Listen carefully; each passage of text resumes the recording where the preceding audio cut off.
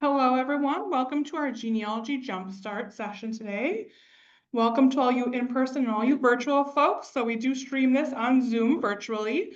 For the virtual folks, I put the handout link in the chat where you can download it from our website, apl.org.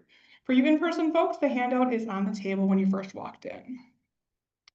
So today, we are going to be talking all about researching in newspapers. So because this session is so full of information, I did this about a year ago at Thompson Center. I have now broken this session into two parts. So you are attending part one right now. And in 2 weeks, we're going to have the second part where we're going to dive into a lot of our library resources that we have electronically next session, which is on the 22nd. But today we're going to talk about researching in newspapers. So first, we're going to talk about why you, of course, might want to research in newspapers when you're talking about genealogy. If you don't already know, they can provide lots of great clues in newspapers for our ancestors because, of course, they're reporting local news. They're reporting about local people in all of our newspapers. Of course, we know newspapers have obituaries. That's probably the first thing that comes to your mind when you're thinking about researching your ancestor in the newspaper. But there's lots of other things that we're able to learn about our ancestors through newspapers to fill in all the little details about their life. The newspaper might be that one place that they report this little tidbit about your ancestor. So if you don't check the newspaper, how are you going to find that tidbit? Your ancestor didn't have to be famous to be written about in the newspaper. Especially if it's a small community, they could still have a newspaper or they would send reports to a county newspaper in a nearby community, which could then feature your ancestor. You can learn, so-and-so went to go visit so-and-so, or so-and-so had a party and one of your ancestors attended that party or something. Even if it's just that little tidbit, it provides that time period and that place for you to know your ancestor was still in that community and proof that they were still there. Newspapers, of course, provide day-to-day accounts of what was happening where our ancestors are living and provide an insight into what life was like for them during this snapshot in time. So you can learn what their life was like during the Great Depression or what their life was like in the 1850s. You can find little things about their community, what prices they were paying for goods and services, or what services were available in their community, or what their community was going through that they would have lived through. Of course, what you find in newspapers can also lead you to additional research. So, for example, you might find a marriage date or a location in an obituary, and that could lead you to a church record or a marriage record, which would then provide a more official documentation of that marriage date and that marriage location, and maybe give you additional details in those records. Or you could discover a maiden name of a female or a hometown where they were born in Germany, and then use that data to, of course, find more records in that location or on that person.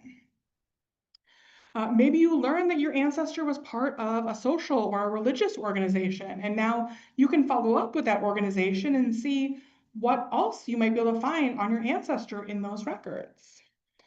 Maybe you learn what church they went to, and now you can look through the church records and see, oh, now you find their baptism record, or you find more information on their marriage. Maybe you learn where else they were living before they came to that area, because of course, they're reporting on all different things, all different information. So kind of the possibilities of what you can find about your ancestors in the newspaper is really endless. And you just never know what information you're going to find in a newspaper about your ancestors. So I definitely encourage you to take a look. Newspapers can also be used in place of records that don't exist. So maybe they mention the exact date of death and you haven't been able to find a death record. Maybe death records weren't required when your ancestor died, and this is the only evidence you have of when they died. Or maybe it mentions the names of the parents in absence of having a birth record. So again, maybe a birth record didn't exist at that time period, and in a newspaper announcement, they would have said something about their parents. Obviously, you still want to try to find additional sources, evaluate all the evidence for any facts that you locate in newspapers, and of course, try to find multiple different sources for all the facts that you find. And take everything that you find in there with a grain of salt. You don't know if it's true and where that information is coming from, who's writing that. So of course, find as many sources as you can. It's also really great with newspapers that there's now more newspapers online more than ever was before, and they're constantly adding additional newspapers. So it's really easy to just do a name search for your ancestor and find tons of relevant articles about them without a whole lot of effort, a whole lot of money, or travel. Of course, Betty and I were just talking before we began about all the newspaper subscriptions and how she subscribes to all of them. It gets pricey, of course, but you can subscribe to one or take a couple months off and then subscribe to another. Or I always tell people, give me a gift for my birthday, pay for my newspapers.com subscription or pay for my Ancestry subscription. So there's ways around it if you decide to pay for these newspaper sites. And then, like I said, in part 2, we're really going to dive deep into all the awesome online resources that we have for you through the library that are completely free. So there's lots of newspaper resources out there that are free that you don't have to pay for. So just a quick little snapshot on the history of newspapers. Except for a single issue attempt in 1690, the first regularly published newspaper in the US would be the Boston Newsletter in 1704. So newspapers do have quite a long history. But early US newspapers were really designed to convey news to the wider world for those citizens of a particular community. So at first, they didn't really pay much attention to the local news. It was more like wider scope, like what's going on in the state, what's going on internationally. Welcome, everyone.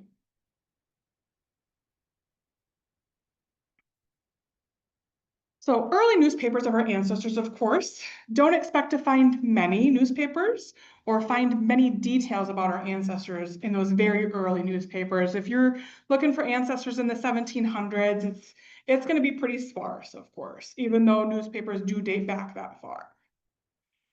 But thankfully, with something called the Industrial Revolution, which hopefully you remember a little bit from history class, there was the development of railroads, which allowed for a wider distribution of a newspaper. And then there was increasing demand for news, especially during the Civil War. Of course, everybody wanted to know what's happening with this war, what's happening with our soldiers in the war. So newspapers really dramatically changed during this time period. And then in the early 19th century, they really started to flourish, and we'd see a lot of newspapers pop up in some of those smaller communities.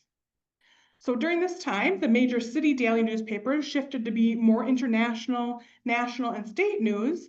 And then those smaller community newspapers concentrated on that local news. So those little tidbits about our ancestors that were living in a smaller community is where that bread and butter is for those local papers.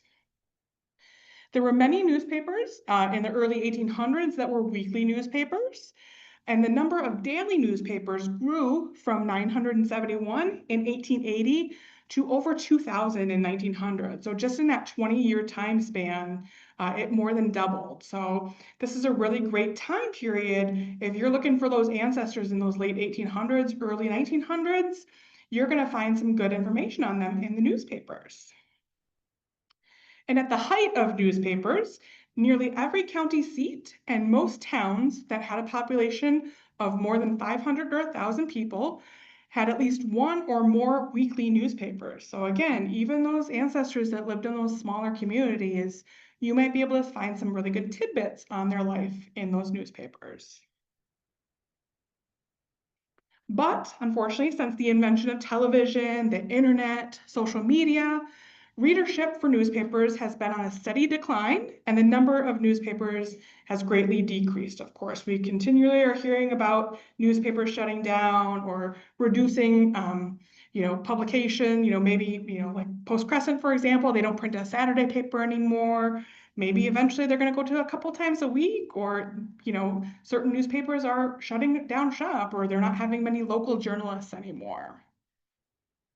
But during the heyday of newspapers, kind of that 1850 to 1970, when our more recent ancestors lived, we're likely to find that information about them in those newspapers and can use these historic newspapers to learn more about their lives. So here's a couple examples of some things you might find in newspapers. So birth notices, they announce the birth of a baby. Well, those are kind of unlikely before World War I, but I would still check because you just never know. There's kind of general ones, like they might say baby boy born to Mr. and Mrs. So-and-so. So like this one on the right, for example, says a baby girl was born to Mr. and Mrs. Robert Pesky. And then recently also one to Mr. and Mrs. Richard Gardebrick. We're not getting names of those children, but if you look at the dates and you compare it to your genealogy research, like for example, this baby girl that was born to the Garderbricks was my second great grandmother. I know based on the date that the newspaper was published and that this says that she was recently born, that's kind of proving that her birth date that I have is correct, along with all the other sources I have for her birth date. But then you might get something over here on the left that's a little bit more, you know, standardized, where they're having a specific hospital, a specific date, a specific last name, and names of the parents. Again, they're usually not giving the name of the child, but at least you're getting a daughter or a son, and you know a little bit more detail, like the exact date and the possible birth location of that hospital. Marriages also, of course, tend to be reported in the newspaper. They can be short notices or very detailed notices. So you might get a notice that they applied for a marriage license. You might get an announcement that they got engaged. You might get an announcement saying they're getting married next week or in 2 weeks. You might even get a wedding recap, which tells you all about what the wedding looked like, what the bride was wearing, what the flowers looked like, maybe even a photo, if you're really lucky, of the bride or of the couple. Sometimes you get just a small little mention that they came back from their honeymoon, from wherever they honeymooned. Or you get anniversary articles. Usually they tend to be on the milestone anniversaries, like 25 and 50 and 75. Again, sometimes you get a photo. I always really love the ones where they have a historic photo of the couple on their wedding day and then one of them on their 50th anniversary, which is really cool. But this one on the right here, you can see they're celebrating their golden wedding, and it's mentioning when they were married and where they were married, by who, where it happened. It's talking about their life after they got married. So saying they lived at Thompson's Corners, which was west of Neenah, for 4 years, and then they lived in Neenah for a little bit, and then in 1867 they moved to Shyackton, where they've lived since, and it gives their ages. So that's a lot of really great information on these ancestors of mine, just from a little mention about their golden wedding anniversary. And of course, not every marriage is a great one. So there might be a mention of a divorce happening that you might obviously see in the newspaper. Of course, we've got death notices or obituaries in the newspaper. Again, that's kind of what we first think of when we think of newspapers. But keep in mind, that person who that obituary is about or that death notice is about, they aren't writing their own obituary. I mean, nowadays, some people sometimes pre-write a little bit of their obituary, but back in these times, they don't. So you want to verify any information you find in these obituaries with other resources or other sources. So of course, obituaries can vary. They can be very short notices, just a line or two, or very lengthy obituaries. You could find a funeral report listing who came from out of town or who attended the funeral, where the funeral was, all that kind of information. If they had a probate or their death and estate went to probate, of course, there's going to be a notice about that probate process. Or maybe there was a report on their illness, a week or a few days before they died, that you can find a little bit of information and see, oh, they're ill, they're laid up with such and such disease at this time, and then a little bit later they pass away.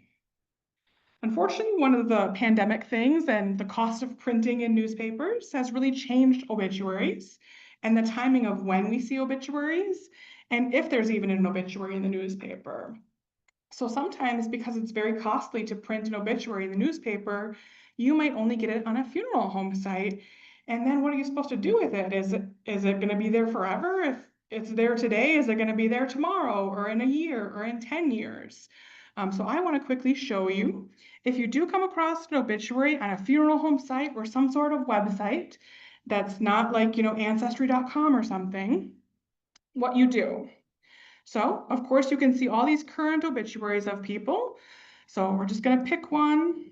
I don't know this person, but we can see here's an obituary about her life, lots of really great information. So what I can do, sometimes they have a little printer icon. Not every website has one of these, but if you do see a little printer icon, you can go ahead and select it. And this one's giving me the option. Do I want to put her picture on there? Do I want information on the services and her guest book and all that stuff? Sure. So I can hit print on that and it's going to give me a little printout and it's going to look really nice and awesome.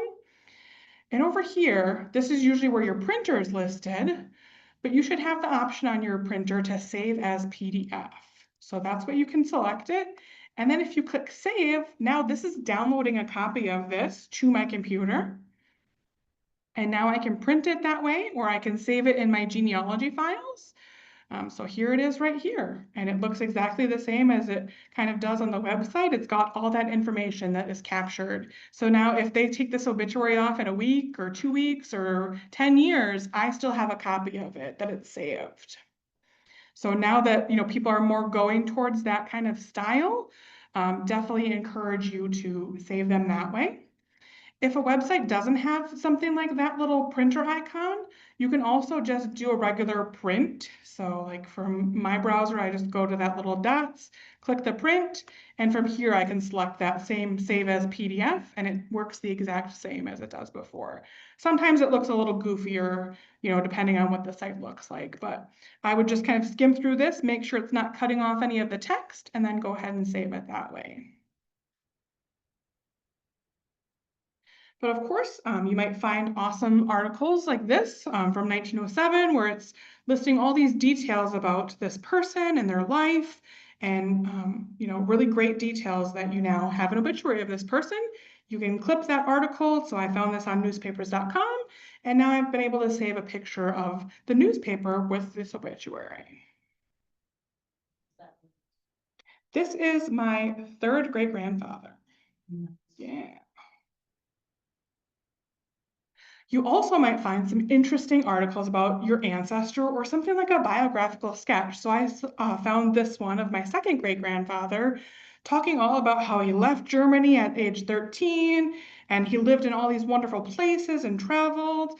And then 11 years ago, he took up a homestead and, this is what he's been doing in his homestead. And he got married to so-and-so and they had 6 children and all this great stuff that's about his life that are details I couldn't find anywhere else. Certain details, sure, I could find somewhere else, but this gives me a good clue on where I can look for additional records now, if this is the first thing I've seen. You also might get articles or notices about family reunions or legal notices, which could then lead you to a court case that your ancestor might be featured in. Of course, during wartime, we get a lot of information about our soldiers going to war or coming home, or little bits of information about them while they're in service.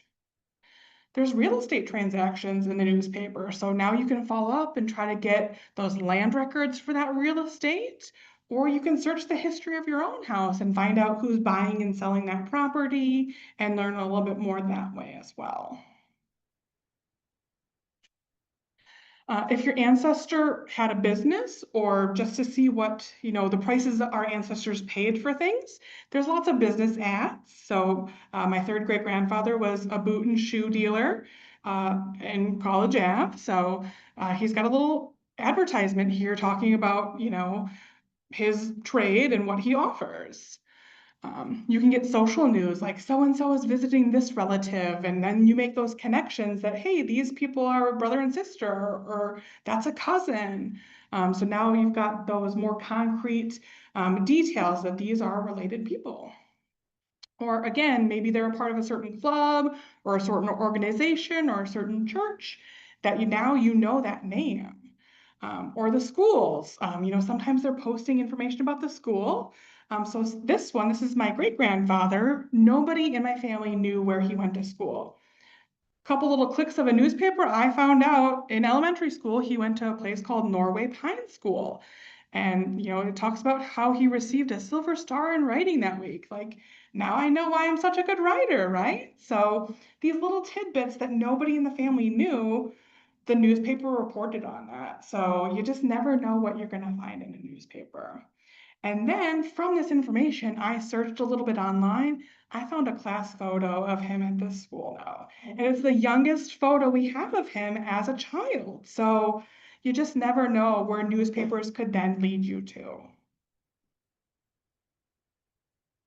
Of course, there's photos in newspapers too, which is awesome. So I've got this great 5-generation photo that includes my second or third great grandmother, and yeah, my second great grandmother and my third great grandmother. This is still the only photo I have of my third great grandmother at this point. So thankfully, this one's a decently clear copy that I can see her face. Of course, some newspapers, it might be a little dark. You might need to play with it, try to edit it a little bit to get it a little bit clearer. Because of course, when they're microfilming it, they're not thinking about preserving all these wonderful photos in here. But thankfully, this one came out pretty clear. You've also got mentions of historical events and local news stories, including on this date 100 years ago or 50 years ago. So you get all these cool looking back things that maybe you're looking in a more current newspaper, like this one from 1972, that's talking about 100 years ago. In 1872, they're talking about certain things like the Soldiers' Homestead Act for the Civil War veterans, or 25 years ago, these people were elected delegates for this military order of the Purple Heart, and they're part of the American Legion. So all these little details that now I know I should go back and look at the newspaper in the 1947 time period and see what else I can find on them in that time period. So hopefully that's convinced you that you need to look at newspapers. So what I'm going to do now is I'm going to talk to you about how do I even start by looking in newspapers. So the first thing, of course, you want to do is you want to try to figure out what newspaper your ancestor might have been a part of. So for US newspapers, we have some really great resources, one of which is called the Directory of US Newspapers and American Libraries, which is on Chronicling America, which is through the Library of Congress. So you can search for any city, any town, any county in the United States where your ancestor would have lived, which is really helpful when you don't know the name or a date coverage of a newspaper in a specific area. Or you can see the name changes that a newspaper might have went through. So like for us, we have the Appleton Post-Crescent. Well, it wasn't always called the Post-Crescent in Appleton. At one point, it was the Appleton Post and the Appleton Crescent, and they merged. So if you don't know that little genealogy of those newspapers, this resource will tell you what the newspaper was called and what time periods it was called, specific names.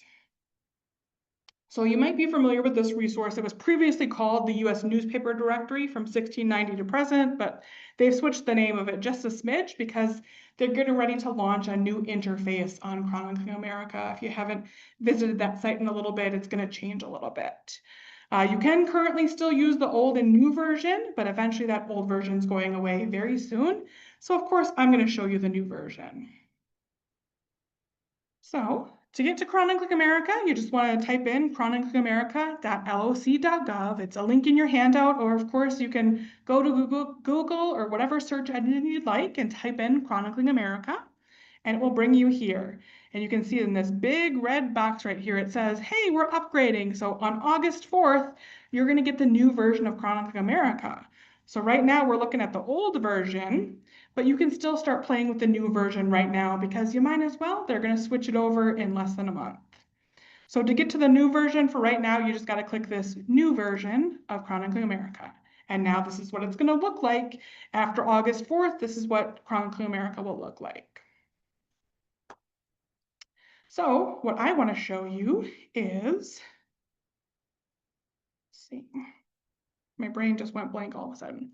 So if you go to About This Collection and you scroll down, that's where you're going to find this Directory of US Newspapers and American Libraries. So go ahead and click that. So that's where you're going to search for specific titles or specific locations. So of course, it's going to tell you a little bit about this collection first, but if you click on collection items, this is where you can do that search. So And myself what my sample search is here. So, of course, you can start typing in a keyword, like if I wanted to search for post-crescent, I could do that right here. Or maybe I just want to see a specific state, what newspapers they might have. So I want to select that state. So I'm going to go to Wisconsin, and then I can click on county. And now it's going to have all the counties in Wisconsin. So if I want to go to Outagamie County and see what resources they have for that, I can do that. I could just leave it at that, or I could select a specific city within Outagamie County. For now, I'm just going to leave it blank. But you can see there's also all these other options. So if I want a weekly newspaper or a daily newspaper or bi-weekly, I could select those. Or if I want an English one, or of course, at this time, Outagamie County also has German ancestors, so they have German language newspapers. Or maybe there's specific ethnicities that they have ethnic specific newspapers. So you could either leave those blank or select what you are searching for, depending on what you're searching for, and then go ahead and click search. You could also add a start and end date there if you'd like to. But here it's just going to give me a whole listing of every newspaper that they have in Outagamie County. And now I can see just a quick snapshot. Oh, look at the Appleton Crescent was in existence from this time to this time. And I can click on it to learn more. So maybe my ancestors that lived in Appleton were living in this time period, and I want to see about this newspaper. So I can see it was weekly. I can see that it stopped publishing in 1919. I can see just various information about it. So usually if it was called by a different name, they'd list that in here. The other thing is they say libraries that have it. So you can click on that and figure out, okay, they have it in Massachusetts for some reason. They have it in Washington, D.C. They've got it in Richmond. They've got it in New York. They've got it at Madison. Be aware this isn't always a complete list. So you can see right here, it says last updated December 1984. Although that might feel like just yesterday for some of us, that's quite a few years away. Some of these are 1991, 1996, so maybe that's more accurate. But for example, we have the Appleton Crescent here at Appleton Public Library. It's not listed on here. So of course, use this as a tool to possibly find locations, but check in those local libraries as well, because the local libraries sometimes aren't always represented in the libraries that might have microfilm of this. But again, from here, you can learn all about all the various newspapers, of course. You don't need to narrow down by a specific city.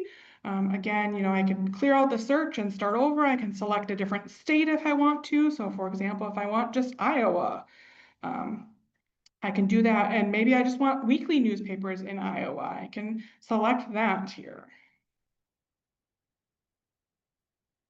And then, I can click search and see what results I get. So anything you want to search in here for any of the states will get you names of newspapers. Sometimes it takes a little minute to search here. Just gives me a water break then.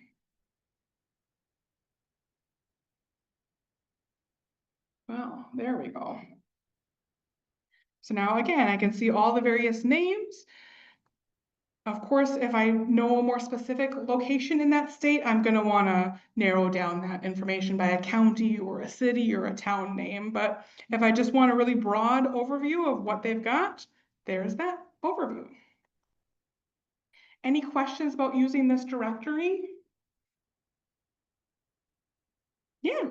Could you search for a Norwegian newspaper or a Finnish newspaper? Absolutely. So right here with language, they have all the various languages. When I clicked on that before for Outagamie County, the only options were English and German because that's what we had in this community. But any of these other languages would be in here. Yeah, you're welcome. See if any of my virtual folks have any questions here. Oh, losing my Zoom window here.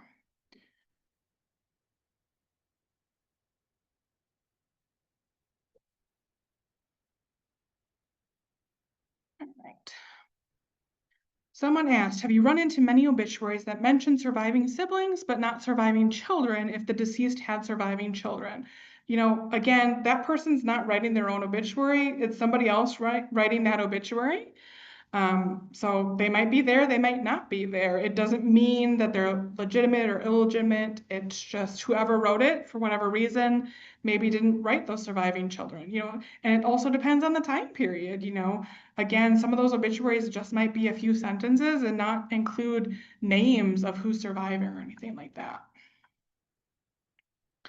Someone asked, if I use Chronicling America and narrow the search to county, will it automatically adjust if the name of the county or area included in the county has changed over time? I don't think it does. So for example, you know, Outagamie County at one point was part of Brown County before it became a county. I would still search under Brown County, depending on the time period of when that switch happened, just to check all your bases. You know, keep in mind those boundaries. And here in Appleton, we're actually kind of a tri-county area. So like I would search Outagamie County, I would search Winnebago County, I'd search Calumet County. So of course, vary your searches depending on what location you're looking at. So this that we're looking at right now is just a directory.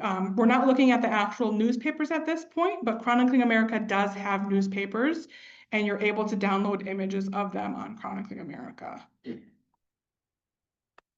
Any other questions before we move on?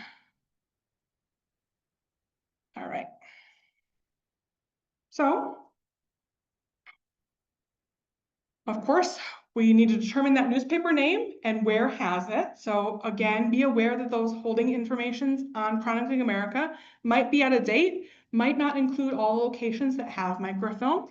So again, for example, Post Crescent, if we look at Post Crescent, it says the Wisconsin Historical Society has it, but it doesn't list that we also have it at Appleton Public Library, and Neenah Public Library also has a certain number of years of Post Crescent as well. So again, you know, take that information, but also be sure to look at the local libraries in that area. Unfortunately, on the directory, it also doesn't include information on if it's digitized and available online somewhere. You kind of have to do that own checking of all of the newspaper sites yourself. If it's listed in Chronicling America, you know, it's easy enough to search for that in Chronicling America, but anywhere outside of Chronicling America, you're going to have to go to newspapers.com and Newspaper Archive and all the different newspaper resources that we have. So my advice is I always try to get that newspaper name from that Chronicling America database, and then I search an online database. So I search newspapers.com, Newspaper Archive, Genealogy Bank, all the different newspaper sites to see if I can find it online first. Or you can just start in those online databases and see, do they have any Appleton specific resources, or do they have any Iowa ones that I'm looking for that my ancestors would have been a part of in that newspaper site. And again, in 2 weeks, we'll talk all about the newspaper sites. I'm going to show you live demonstrations of how to use them all, but not everything's online. So today we're going to talk really about how else you might locate those newspapers.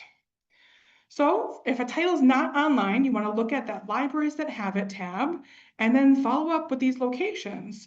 But also note on here, it has specific dates. So for this newspaper, the Elmwood Messenger from Elmwood, Illinois, for example, it only has from 1875 to 1886. If I'm looking for something that's more like the 1901, 1902 time period, which this newspaper goes up to, I want to keep looking and see, oh, this library has, you know, about the same amount. This one only has 1874. So, you know, maybe I'm going to follow up with a local library in the Elmwood area and see if anywhere else would have that 1901 or 1902 time period that I might be looking for. And again, remember this information might be out of date. So, you know, this one it says 2014, that one says 1995, but, you know, things have changed since then. That was, you know, many years ago at this point. So even if it says that this place has it, you still want to follow up with them, give them a phone call, see if they for sure still have it and if they still have those dates that you're looking for before you make a special trip. There's also something called WorldCat. So this is a worldwide library catalog, essentially, where lots of other libraries list their catalog materials in this one database. So you can search here for a specific newspaper title and see if there's any local libraries that might have it. You do want to make sure you select all libraries, and there's a box that you can select public libraries for sure. There's also different formats. So sometimes, they might have like a book form of a newspaper or a microfilm of newspapers or digital resources of newspapers. So you've got to be a little careful on WorldCat. But the great thing is it sorts your results from the closest library to you. So your closest library to you might be 5 miles away, but they might not have that thing that you're searching for. It might be in a library that's 100 miles away, but that's the closest one that would have that material that you're looking for.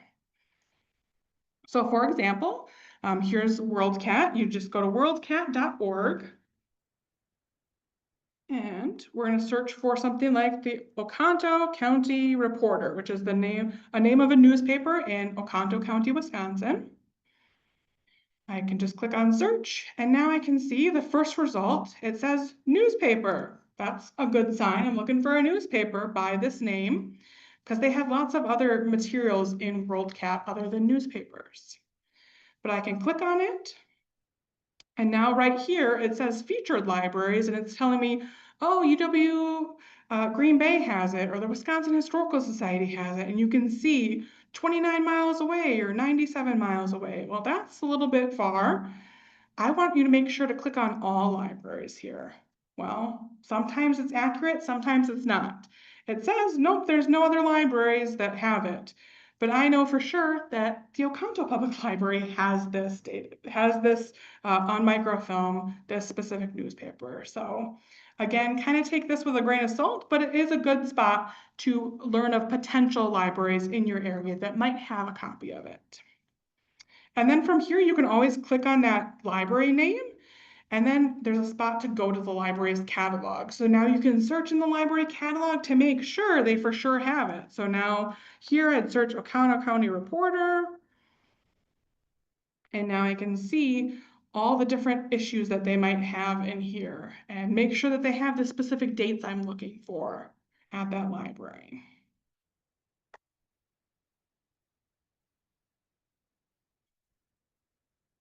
So once you find a library that has that title, or, again, make sure you're checking the local libraries in those areas, you still want to make sure that you search in that library's catalog, make sure that they have that date coverage that you need, and verify what you find in WorldCat or on that directory from Chronicle America is correct.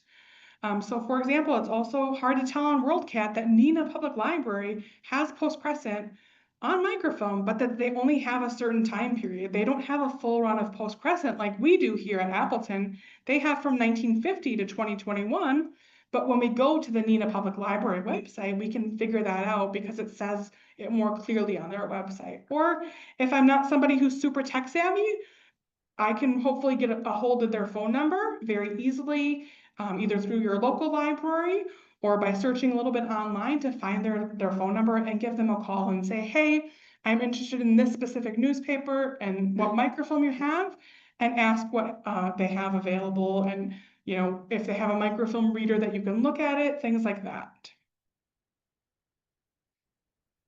So not all libraries are on WorldCat. So again, we want to make sure you're asking the local libraries in that area that you're searching to see if they have microfilm. If they don't, they might know where you can get it. So for example, at a certain time period, Appleton had a German language newspaper called the Appleton Volksfreund. We currently don't have the microfilm of that newspaper, but if you come and ask me, I say, yep, they have it at the Wisconsin Historical Society. I know we can interlibrary loan it here, get it here in a few weeks for you, and then you can look at it right on our microfilm reader. So if your local library, is aware of the resources that are existing for newspapers in the area, they'll hopefully be able to pinpoint you to the right place to search. They might even be able to tell you, hey, it's digitized and on XYZ website, and this is how you can access it without even needing to come into the library to access it. If you don't know what local libraries there are in a specific area, so I'm not super familiar with Peoria, Illinois, and what the name of their library is or how many libraries they have, I can use Google or a specific search engine, whatever one you prefer, to search. So I can search something like libraries near Peoria, Illinois. So I just search that exact phrase. And then right away, it comes up with all these different branches. Oh, there's a downtown branch, there's a Lincoln branch, there's a Lakeview branch, and it's got their phone number right there. So I can give them a call, or I can scroll down a little bit and see, oh, there's a website for Peoria Public Library. Let me click on that and see more information. Usually they've got like a little research area, and usually they have a specific genealogy area, or it might point you to newspapers. So again, poke around a little bit on their website if you're somebody who's a little more tech savvy, who wants to look at what information they might have at that library before you decide to plan a visit. Go ahead and poke around a little bit, and you can see what research databases they might have, or again, usually they have a phone number listed for you. So of course you can see if they have information on what microfilm they have available or what local history things they have, or again, find their phone number. Usually if it's a library that has multiple branches, I always look for the main branch or the central branch or the downtown branch, because those are usually the bigger ones that have those local history materials, something like Brown County Library where they have, 7 or 8 branches. Not all of those branches have microfilm or local history materials, but their downtown location, the central branch, does. So knowing that when you're looking at multiple branches, that'll help you narrow down which library is the right one. And again, if you're not tech savvy, either call that library by finding that number quick on Google, or give us a call at APL, or stop at any of the reference desks, and we'll be able to happily help you find a phone number or try to find some information for you to help you a little bit. Another great local tip for you is if you see that the Wisconsin Historical Society has microfilm, either from WorldCat or from searching on their website, you see that they have it at Wisconsin Historical Society in Madison. Well, if you don't want to plan a trip to Madison, we can do what's called interlibrary loan here at APL. So what that means is you tell us what microfilm you're looking for, what date you're looking for. We ask the Wisconsin Historical Society, can we borrow it? They let us borrow it for a couple of weeks, and we get that shipped up here for free. And then you can look at that microfilm for that newspaper here at the library without having to plan that trip to Madison. And if you're not aware, the Wisconsin Historical Society has more than just Wisconsin newspapers. So I've gone to Madison and looked at New Jersey newspapers or Pennsylvania newspapers or Florida newspapers. They have newspapers from all over the United States. It's really easy to search newspaper titles in their library catalog. So the Wisconsin Historical Society is part of UW-Madison Libraries. So you'd want to go to their website, library.wisc.edu. And right here, you could search for that newspaper name. So like we did before, Oconto County Reporter, for example. I click search, and now I can see here's that newspaper that I'm looking for in Oconto, Wisconsin. And now I can see right here what dates they have. And they've got this fancy little number after the dates. That is kind of like the call number for that microfilm roll. So if I know I'm going to Madison, I want to make sure to write down those numbers because those are the numbers that I need to find that microfilm. But if you know, hey, I want to order the microfilm for this and get it sent here, it's also really helpful to know, June from September of 1925 is on one roll, so that you know what rolls to order, because sometimes it's not all just 1 year or 1 month's worth of a newspaper. Sometimes it might be multiple months or multiple years, depending on the newspaper. And you can order up to 5 rolls of microfilm at one time to be sent here, and then come plan a day to come hang out at the library and search through that microfilm. So you can either ask us at the desk to interlibrary loan it, or if you're somebody who wants to do it yourself, we've got a form on the website where you just select your library right here. You'd fill in your name, your library card, email, and then you'd put information on here. You'd select other and tell us, I want the Oconto County Reporter microfilm for June 1925. And then our interloan librarian will reach out to Madison and get it sent here, and then reach out to you when it's here and let you know that you can come look at it. So it's pretty simple. Yeah. It really depends on time period. So sometimes it could take a week or two, sometimes it could take a few weeks. For the microfilm, it's usually a little faster because the Wisconsin Historical Society is pretty used to sending it to us. But you can also interloan other things like books or movies or audiobooks. I mean, there's lots of other things that if we don't own it in our library system, we can try to get it from a different library. And it really depends on whatever library we're loaning it from, how long it takes to get here, and then how long you get to keep it.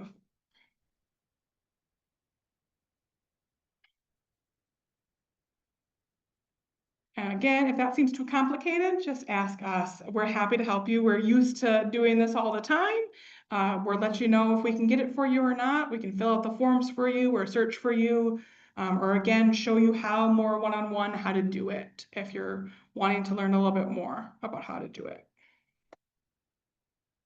There's also another resource where you can find the name of a newspaper in a specific area.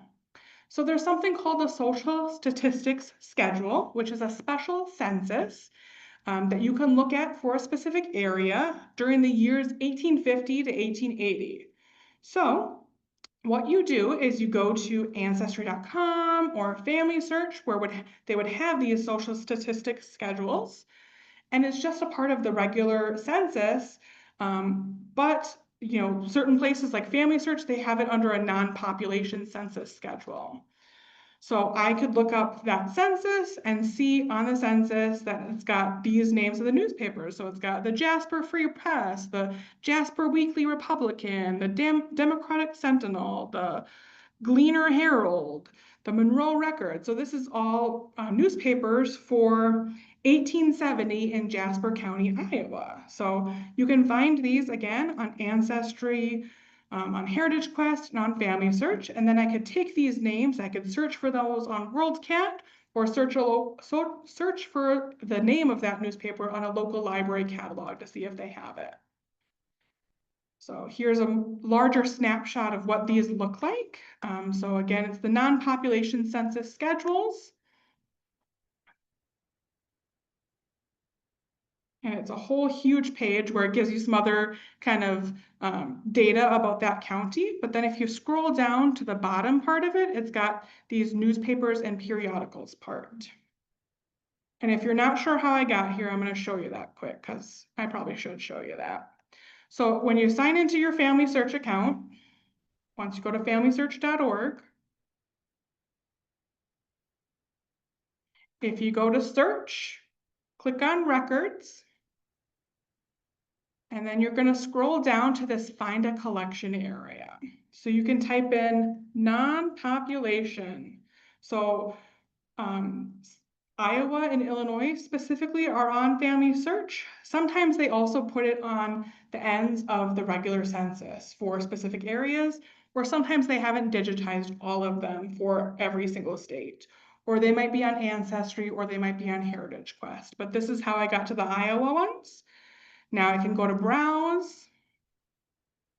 I can select what year. They also have other things other than the social statistics. So when we talk about the census in a few months, I'll show you a little bit more about what all these are. But the ones you're looking for is this social statistics schedule. So again, they did it every 10 years like they did the census. So you would click on whatever year you want, and then it's going to have you click on whatever county you want. And then you'd be brought right into it. So usually they have that kind of little front screen. You click on the next arrow, and then I'm going to see that page for this one. I can scroll down again and see what newspapers there are.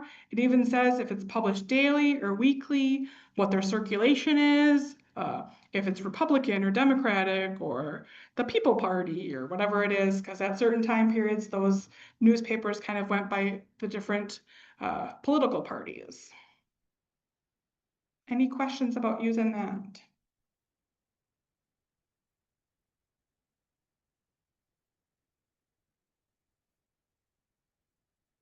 Again, you can find those Heritage Quest, Ancestry Library Edition, or on Family Search. See if there's any questions here. The session is being recorded, so you can watch it again. Let's see.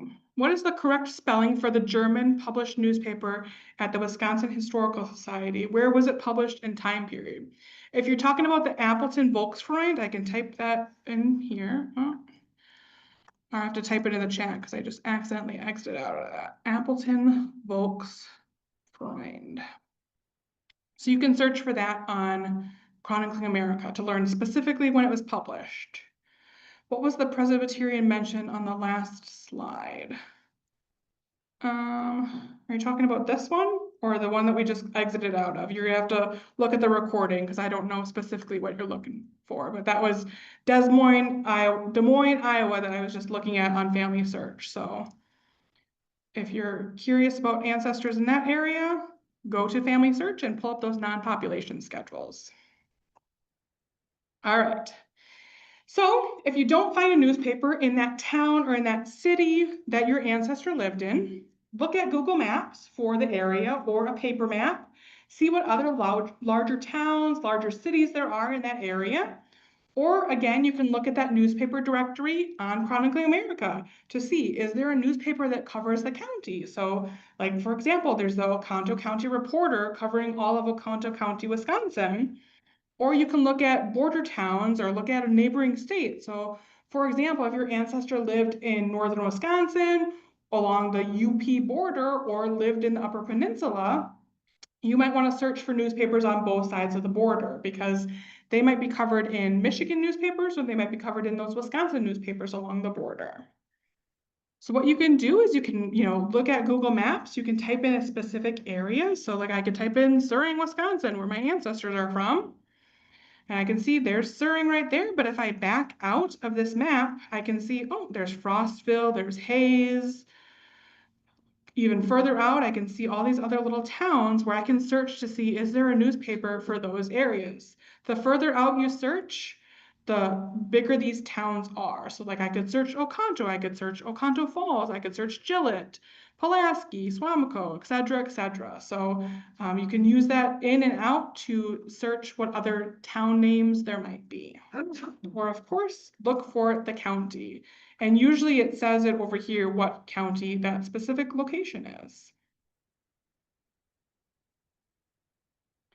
You also want to keep in mind, sometimes a longtime resident might have moved away, but still be featured in that previous hometown newspaper.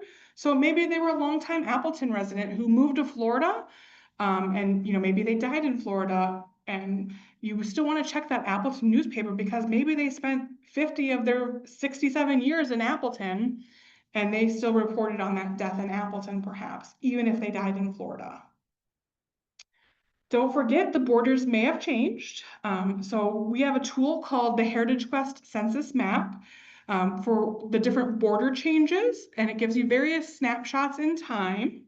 So to get there, you want to start at our website, apl.org, click on eLibrary. We're going to go down to Heritage Quest, which this is an alphabetical listing. So Heritage Quest Online.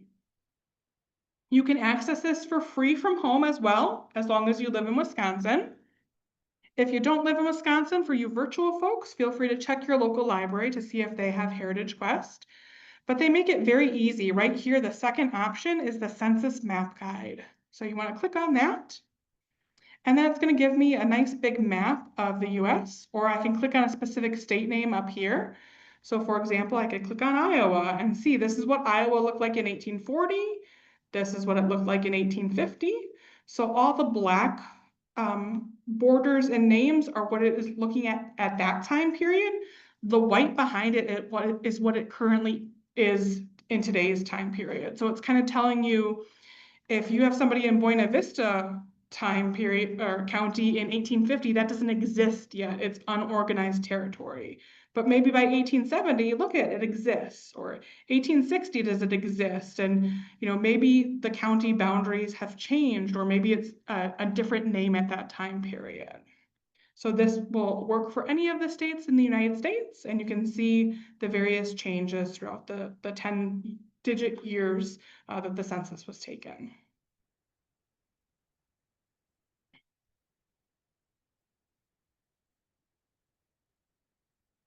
All right, so some of you might be, of course, curious about international newspapers. Of course, I've been talking a little bit about US-based newspapers for the most part, but some of the resources that we have here at the library are thankfully world collections and feature some international titles.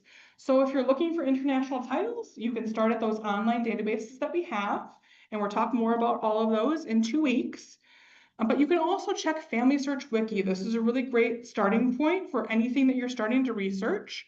So you can search for a specific country name plus the name newspapers. So for example, if I want to search for Germany newspapers, I would go to the Family Search Wiki.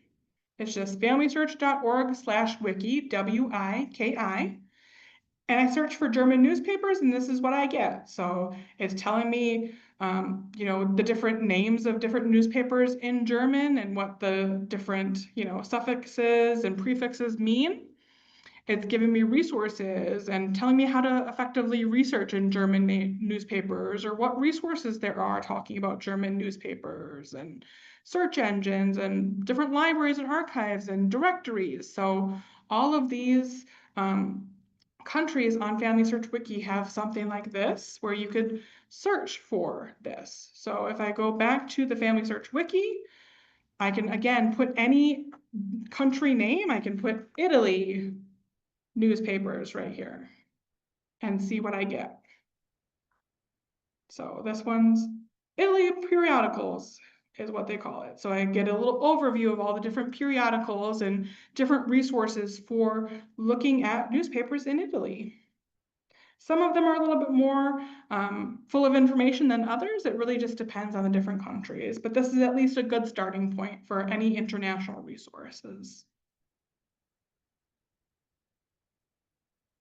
There's also something that the Library of Congress developed that's called the Foreign Newspaper Guide. So you can click on it. It's a link in your resource or in your handout that you can find all these digital resources. So they've got different countries that you can click on.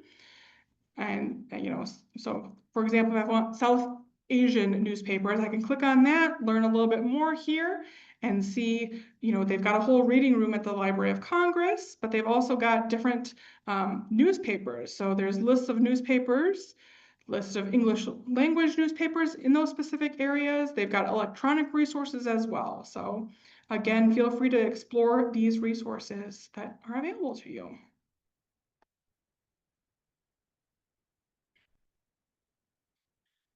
Some of the sources in here will link you to subscription-based resources and may cost money to access. So again, check with your local libraries that maybe you have access to newspapers.com that would feature one of these international newspapers, or maybe they know how to get access to an international newspaper that we don't have currently. Any questions so far before we move on? Let's see, Q&A. Take a picture of what? So, do I have a connection to Buena Vista County, Iowa by 1880? Does anybody? Let's see. It says Wisconsin, Oshkosh, Welsh settlement, second generation farmers went to Buena Vista as homesteaders. I don't have a connection to that specific county, but anybody who does virtually, feel free to message that person. Any other questions before we move on?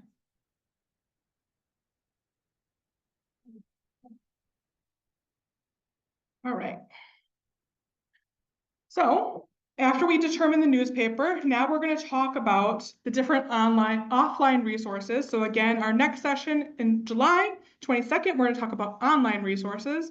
But today we're going to kind of follow this offline resource research kind of step by step.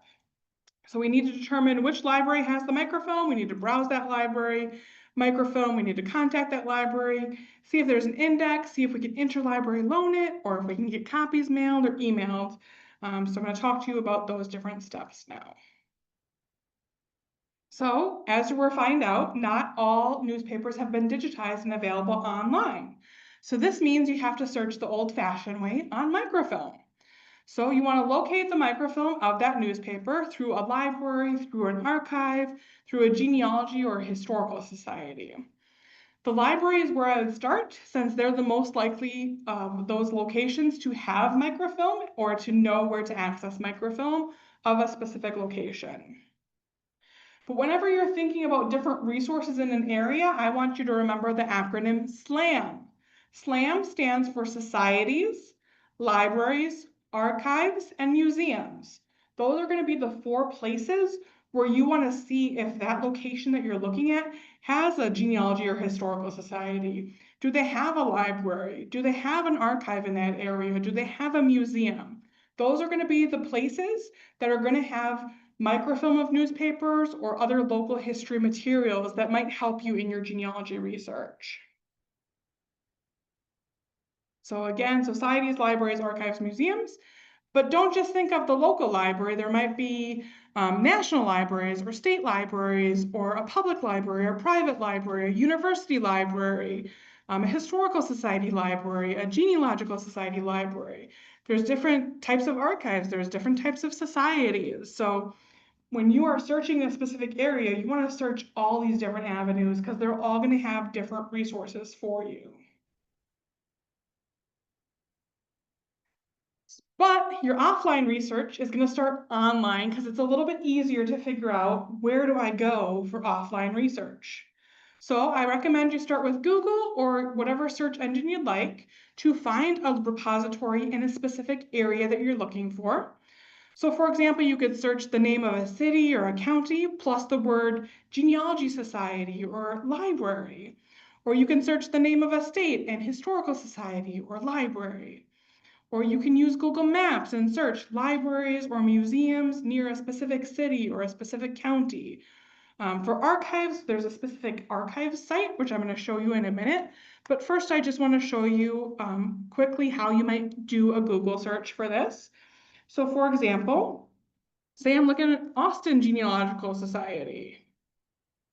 Well, now I can see, hey, they have a website, Now I can click through and browse what resources they have or learn more about, what resources they might have. I can see if I can find a phone number on here for them, et cetera, et cetera. If I go back to Google, I could search something like a state, so Iowa Historical Society. So anytime you're thinking of a specific area, it could be either that city, that county, that state, just put it in Google and see what pops up. So usually one of the first results is going to be something that's relevant. So this is taking me to the State Historical Society of Iowa, and I can see what research collections they have. I can learn more about visiting. I can see their about section and find their contact information and see what resources they might have if I want to plan a visit there, or if I want to reach out to them and say, hey, I don't live in Iowa. Do you guys have obituaries and an index or something that I could search for my Iowa ancestors that you guys could send to me? Maybe they charge $25 an hour to do research though. So you gotta kind of think about your budget and think about, is it cheaper for me to go to Iowa and research for a day or two, or is it cheaper for me to pay them for 4 hours of research and see what they come up with? So you have to make that determination for yourself.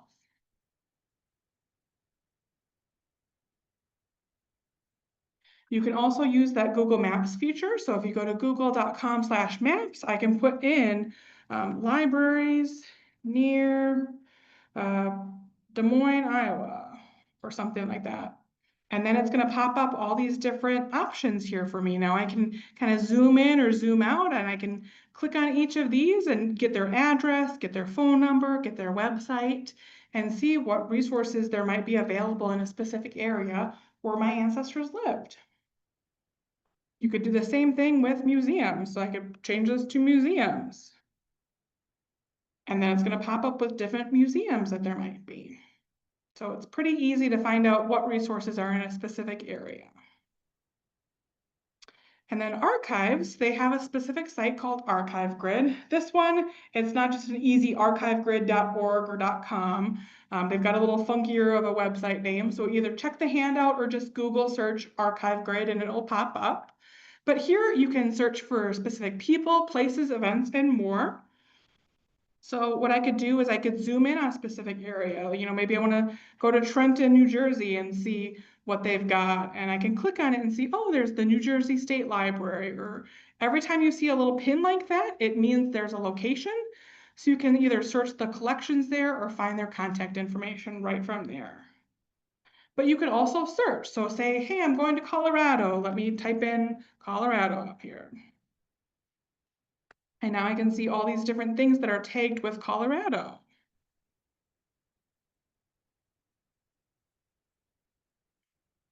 What you can also do is if you scroll down, there's also listings of all the states. So I could do that and see all the different options for different archives or different places that have collections.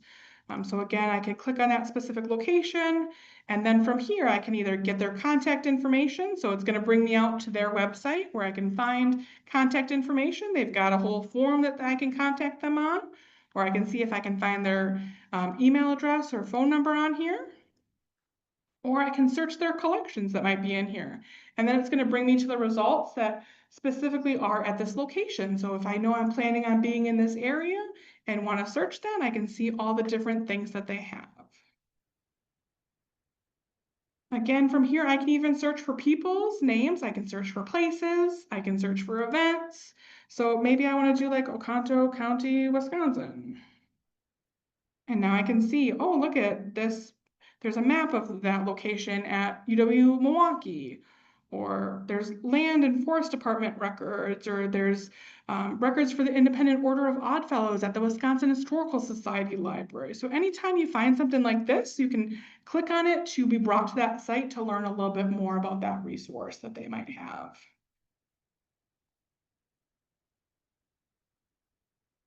So they might have newspapers, they might have other things other than newspapers as well. And then of course the Family Search Wiki, like we just looked at a few minutes ago, that's another great spot to learn about different archives and libraries there might be in a specific area. So I could search something like Tennessee archives and libraries and see what pops up.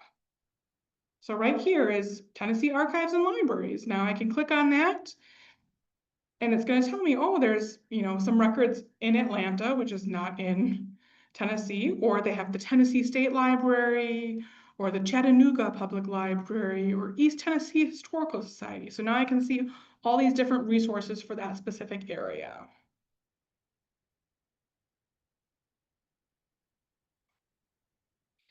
So once you've located that place that might have that microfilm, of course you want to browse that microfilm. You might need to go there in person to go do that, of course.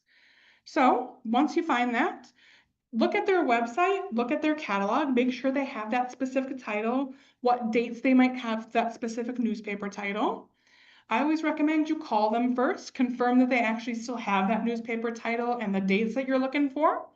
And then you can also ask them questions like, hey, do you have a local history section that's open, and is it open all the times that the library is open? Or maybe it's only open limited hours, even though the rest of the library is open all these hours.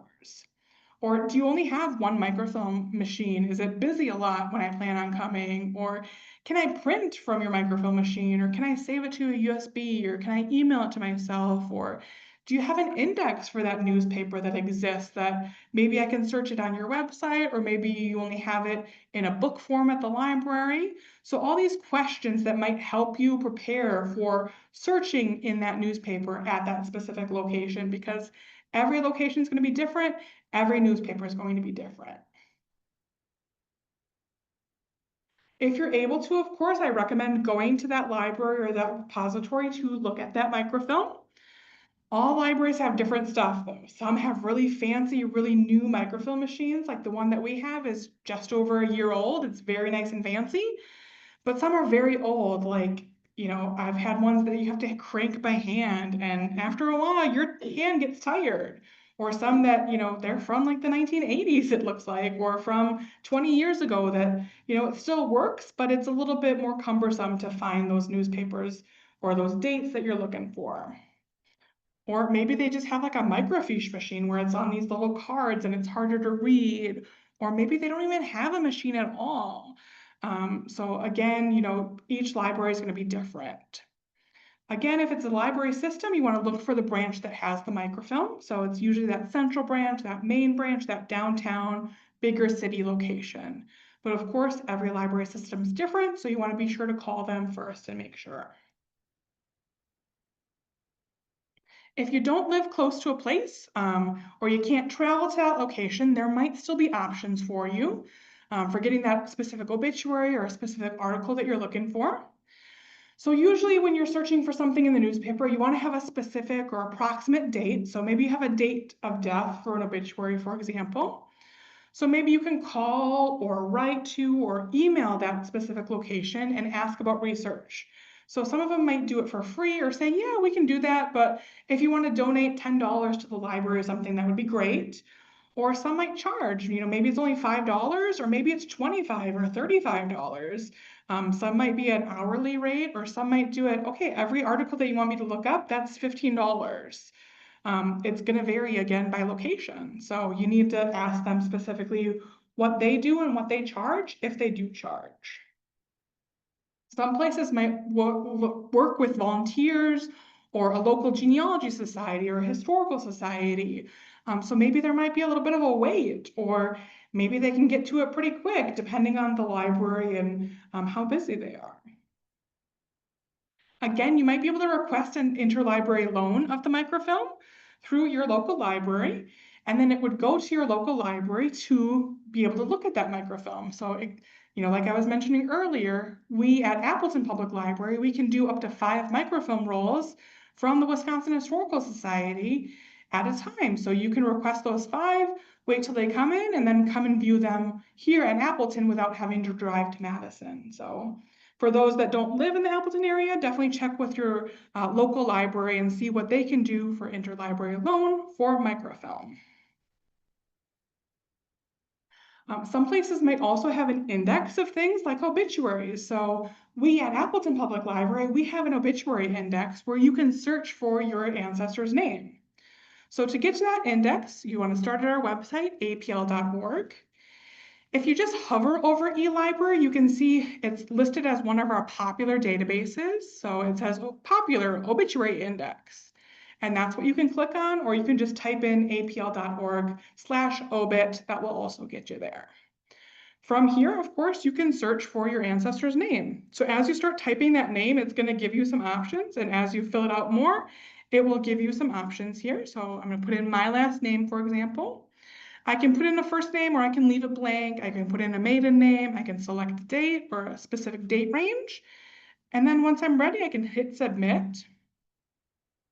Now it's going to give me a little overview of all the different results in here. So I can see some of them might not have a first name because unfortunately sometimes at certain time periods women went by their husband's name. So maybe her first name wasn't mentioned at all in her obituary. But sometimes using clues, I can figure out who it is. So for example, for this one, I can click on View Details, and I can see there's her spouse's name, and here's some more information about her, like her birth date, her death date, place of birth, where she's buried, so I can determine, oh yeah, this is the right person I'm looking for, even if it doesn't list a first name. But from here, it lists specifically what newspaper it's in, what date it's on, and then what page it's on. And for us at Appleton, we can even request a copy of that obituary. So right here, I would click on that if I wanted to be emailed a copy of this. I would fill in my name and my email address and hit submit. And then we as staff get it here. We look it up for you on the microfilm, and then we'll email you those copies. And it's completely free of charge to do that. So not every library does something like that, but some libraries do have a service like this where they will look up obituaries for you.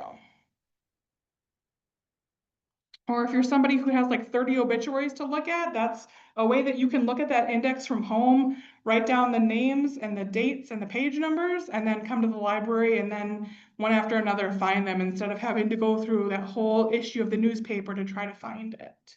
That cuts down on time then. So your indexes for these might be online and on their website, and you might be able to search like I just did with a name, or they might be only available offline. Some libraries, they just have like a book form or a binder of an index that maybe they did 20 years ago that they haven't put online, but you could look through the book if you go to that library, or ask the staff if it's something that, hey, it's a 2-hour drive or a 4-hour drive. Let me just call the library and ask if they look up this specific name and see if there's anything in that index. So maybe they would do that for you, or a specific surname if they would look that up for you. Again, the Wisconsin Historical Society is a great location. In Madison, they have newspapers for all of the United States. So I, of course, recommend making a research trip there because it's an amazing library that has more than just newspapers. Again, you can use their catalog, write down a film number or the call number of any books or microfilm that you want to look at while you're there to save you time when you're there. They will do obituary lookups in any of the newspapers they have, but it is $15 every request. So if you've got, 5, 10 people, that adds up really quick. There is a small discount if you are a Wisconsin Historical Society member. I think it's like 10% discount or something like that, but still, it might be cheaper for you to go to Madison or again, interlibrary loan that microfilm here to us or your local library. And you can do that for free without having to travel to that location. Any questions so far before we move on some more?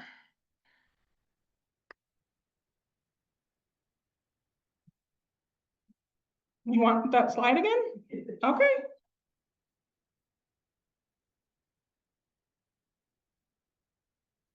You bet. All right, I've got a couple research tips for you. So some items you find in newspapers might be really, really short. It might be just a sentence or two that you might accidentally skim over, especially for the really old newspapers. It's really hard to find like death notices or any little thing on your ancestor. Sometimes those older newspapers are also really hard to read just because the microfilm or the quality of that newspaper when they microfilmed it. So be careful, especially if you're using those really old newspapers, to take your time and realize that sometimes they have a heading and then multiple things under that heading, and it's not just all related stuff. So that could be something that you're missing stuff if you're trying to go too fast through those older newspapers. And sometimes that heading is very vague and it has nothing to do with the rest of those paragraphs in there. So be careful of that.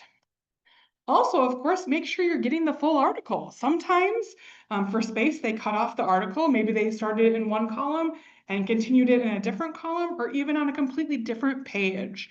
So if you're just clipping that article quick, make sure to scroll down to the bottom of where you think that article is and see, does it say anything about continuing on a different page?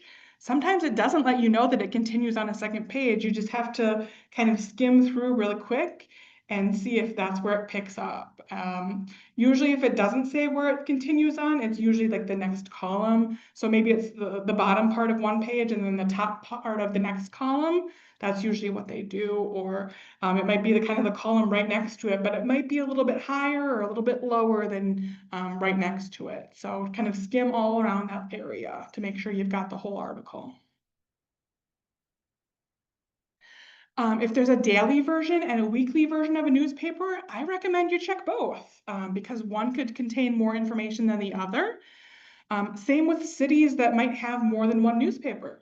Look in both, or maybe there's multiple newspapers in that specific area. So, for example, your ancestor could have had an obituary in Appleton, could have been in Green Bay newspaper, could have been in the Neenah Menasha newspaper.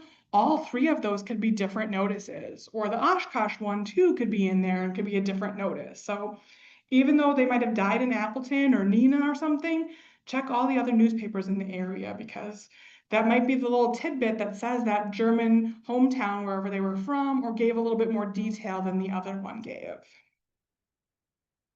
Also check in those communities where they lived elsewhere during their life or where immediate family members lived.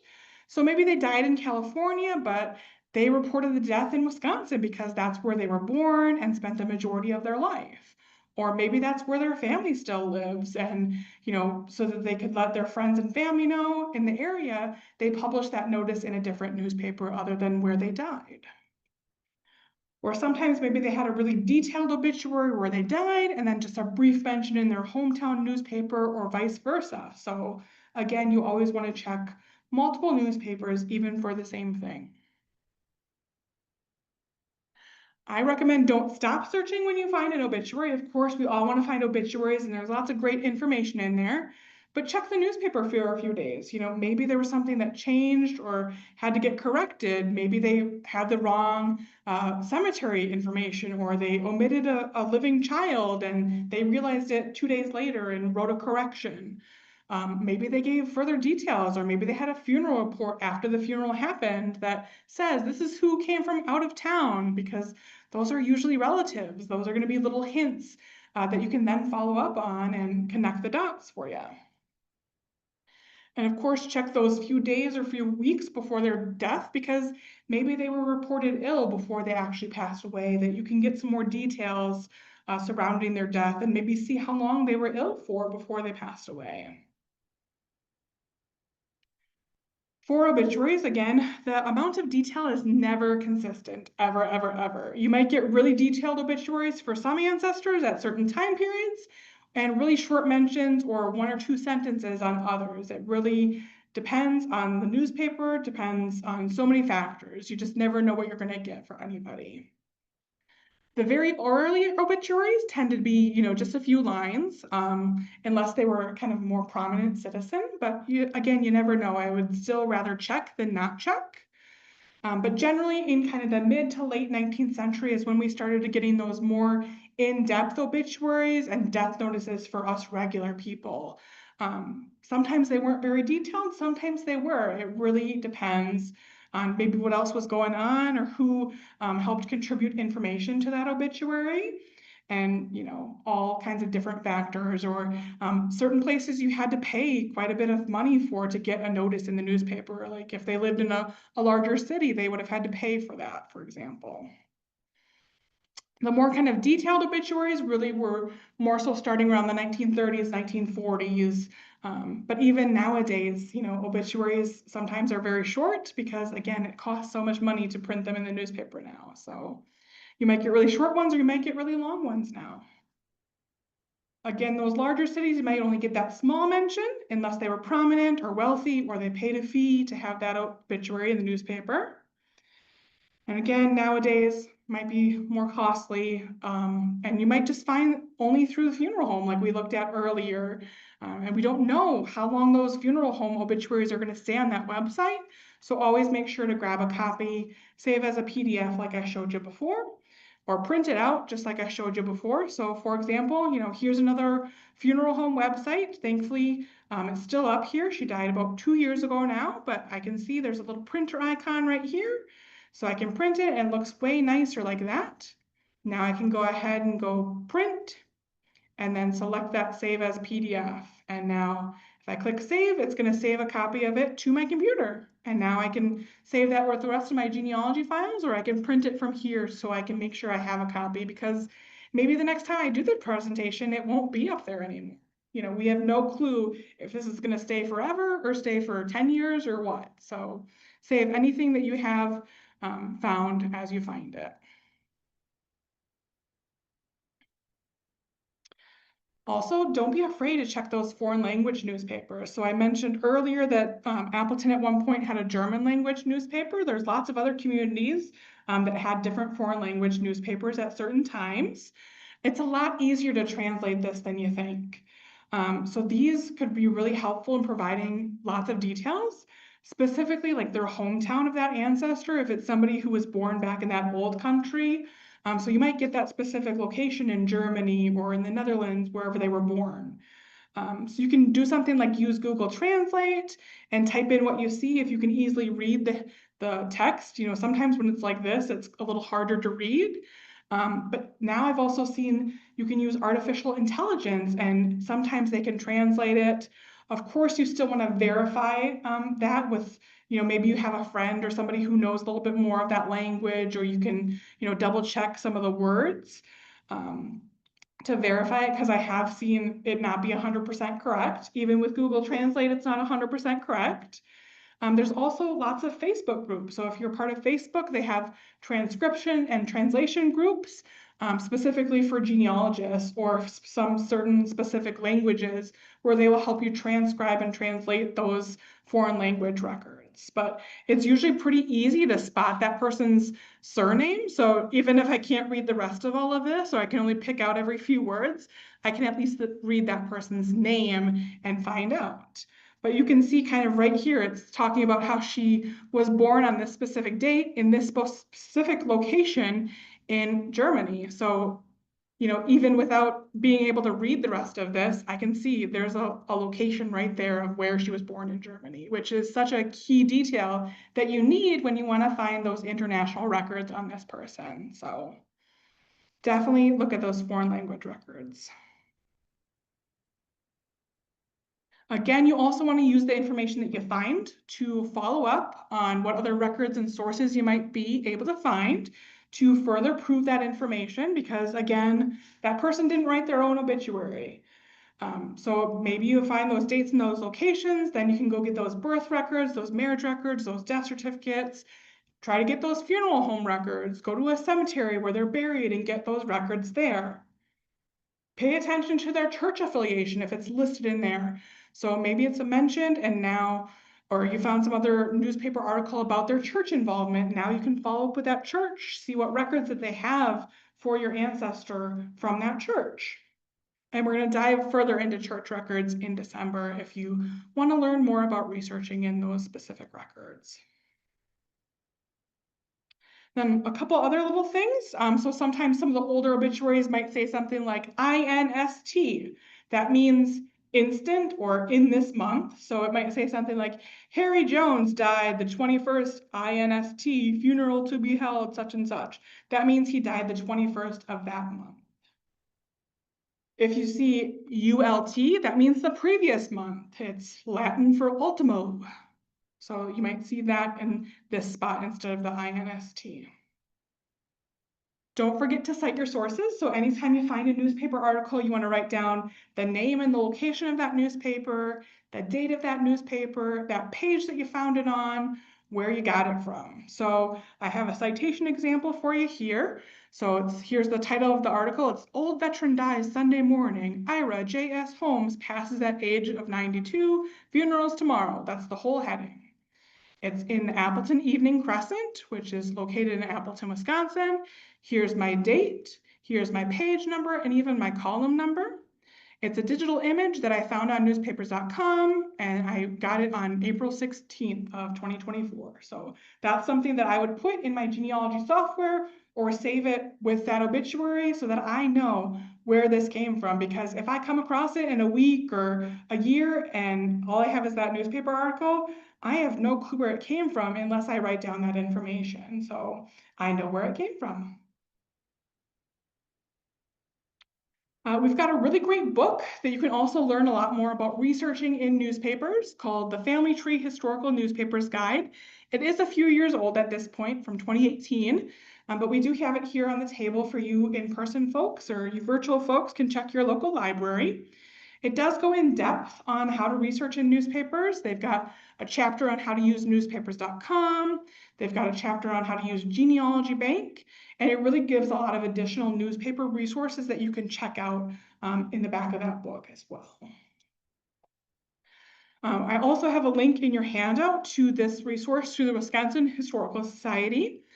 So if you have Wisconsin-specific ancestors, you want to look for this Guide to Wisconsin Newspapers that talks about the various newspapers in Wisconsin from 1833 to 2004.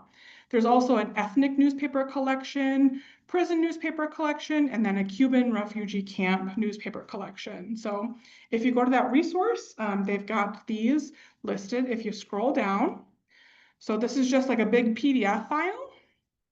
So if you are looking for specific names of newspapers or time periods when they are produced, this is a really great resource in addition to that Chronicles of America resource that I shared with you earlier. Sometimes it takes a minute to load.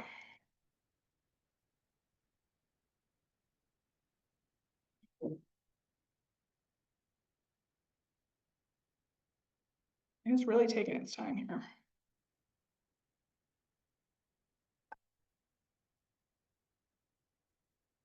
So this has it broken down by specific cities or specific counties. So you would go specifically to Appleton or Manitowoc or wherever you're researching in that specific area. if it's gonna load here. Hopefully it will. It's a really long PDF, so if you're somebody who likes to print stuff, I don't recommend printing this one because it's a lot of pages. But it is a really great resource if you have Wisconsin ancestors. Well, maybe it won't load, but trust me, it's a great resource, and hopefully it will load when you're at home and not taking all this bandwidth by having a Zoom going on and all these other windows open.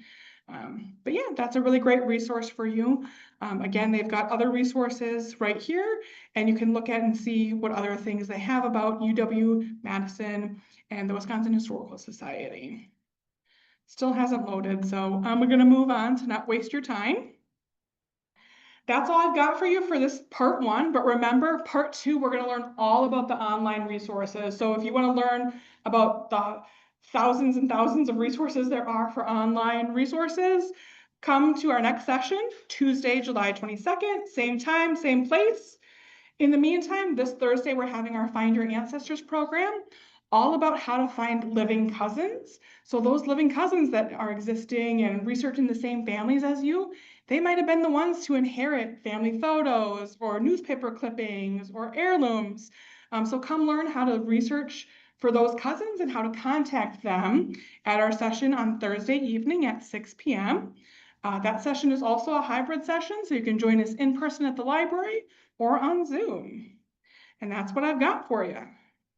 I'm happy to take any more questions you've got. Let's just check one more time. This hasn't loaded yet, so unfortunately it's going to be difficult, but feel free to explore that Wisconsin newspaper resource on your own. Any questions for you in-person folks? Any questions from our virtual folks? I'm happy to take any. All right, everyone, thank you. I hope to see you again in 2 weeks. Again, 2 weeks, we're going to talk all about those online resources. I'll show you live demonstrations, talk about what coverage each of them have, how to access them. A lot of them you can access for free, even if you're not a member of our library. So I hope you join us and learn all about those online resources. It really makes it easier to find our ancestors in the newspapers. All right, take care.